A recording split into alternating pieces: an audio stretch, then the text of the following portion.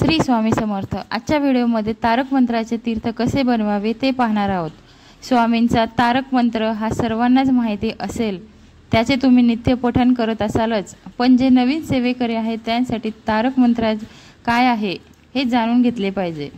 तारक मंत्र हा स्वामींनीच त्यांच्या भक्तांसाठी दिलेला एक आशीर्वाद आहे। तारक म्हणजे तारणारा, सर्व संकटांमधून अडचणीमधून बाहेर काढणारा मंत्र, अशी ही तारक मंत्राची महती आहे। काही सेवेकरी हा मंत्र 1, 2, 3, 5 किंवा 11 वेळा याचे पठण करतात। तुम्हाला तुमच्या इच्छेनुसार वेळेनुसार तारक मंत्राचे पठण करू शकतात। तारक मंत्राचे तीर्थ बनवण्याची पद्धत ही स्वतः तारक मंत्रात सांगितली आहे, ती म्हणजे विभूती नमन नाम ध्यानार्थी तीर्थ। तारक मंत्र म्हणत असताना 1 लोटा, तांब्याचा प्याला यापैकी तुम्ही काहीही घेऊ शकता। त्या लोटामध्ये आपले पिण्याचे स्वच्छ पाणी घ्यायचे आहे।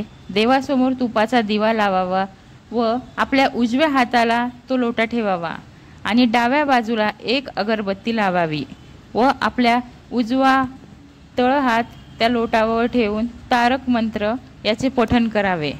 तारक मंत्राचे पठण पूर्ण झाल्याशिवाय तो हात लोटावरचा काढू नये।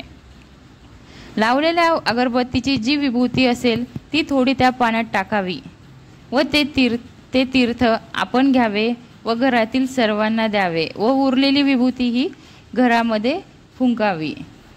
तारक मंत्राच्या तीर्थाने घरातील कटकटी वाद कमी होतात, आजारी माणसाला बरे वाटू लागते, अडचणीमधून मार्ग मिळतो, मन शांत होते आणि सद्विवेक बुद्धी मिळते। जीवनात कुठलीही अडचण असू दे, तारक मंत्र यातून खात्रीने मार्ग काढतो। 100% यातून मार्ग निघेलच। तर व्हिडिओ आवडल्यास लाईक, शेअर आणि सबस्क्राईब करायला विसरू नका। श्री स्वामी समर्थ।